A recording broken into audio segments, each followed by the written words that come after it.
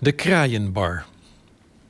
Sinds bijna niemand meer binnenskamers rookt, vormen achteloos weggegooide sigarettenpeuken een grote bron van vervuiling.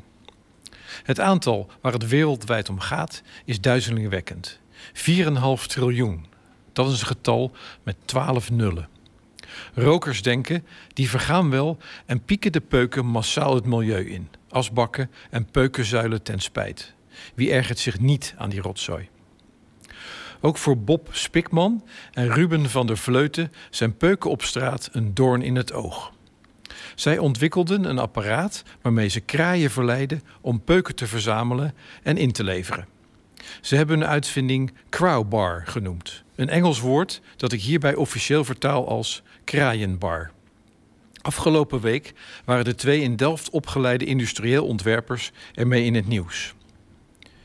Het is een soort vrijstaande trechter waar de vogels dingen in kunnen gooien. Een slimme scanner herkent wanneer dat een peuk is en beloont de kraaien alleen dan met een beetje voer. Ze worden geconditioneerd om meer peuken af te geven. Bob en Ruben zijn geïnspireerd door de Amerikaanse technoloog Joshua Klein, die in 2007 een pindaautomaat maakte die kraaien beloont met een aardnoot als ze een muntje inleveren.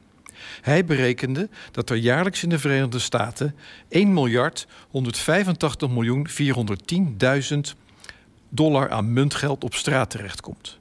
Dat is minder dan peuken, maar volgens Klein voldoende om de muntzoekende kraaien en zijn machine economisch rendabel te verklaren. Al deze briljante ideeën leunen op de buitengewone intelligentie van kraaien en hun vermogen tot leren en imiteren. U kent de kraaien wel, die in Japan walnoten op de weg gooien, ze laten overrijden door auto's en pas bij het groene voetgangerslicht de gruzelementen gaan opeten. Of de kraai die een haakje aan een ijzerdraadje boog om een worm uit een potje te vissen. Ze zitten op hetzelfde niveau als mensapen. De vraag die natuurlijk opborrelt is of de kraaienbar realistisch is. Kraaien peuken laten verzamelen is zeker mogelijk, maar je hebt per kraaienbal wel een aantal goed getrainde laboratoriumkraaien als voorbeeld nodig om het goede werk uiteindelijk door wilde kraaien te laten overnemen. Spontaan gaan die kraaien echt geen peuken rapen. En wist u dat peuken ook een goede kant hebben?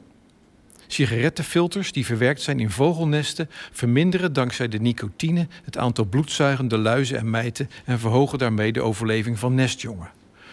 Peuken zijn dus giftig en mogelijk schadelijk voor de kraaiengezondheid. En er zijn ook nog wel wat dierethische argumenten te verzinnen om de kraaienbar tot de grond toe af te branden. Maar daar gaat het niet om. Misschien is de kraaienbar van Bob Spikman en Ruben van der Vleuten een grap, maar wel een goede, die rokende mensen op een onconventionele wijze diep aan het denken zetten over de rotzooi waarmee ze de stad en land achterloos vervuilen.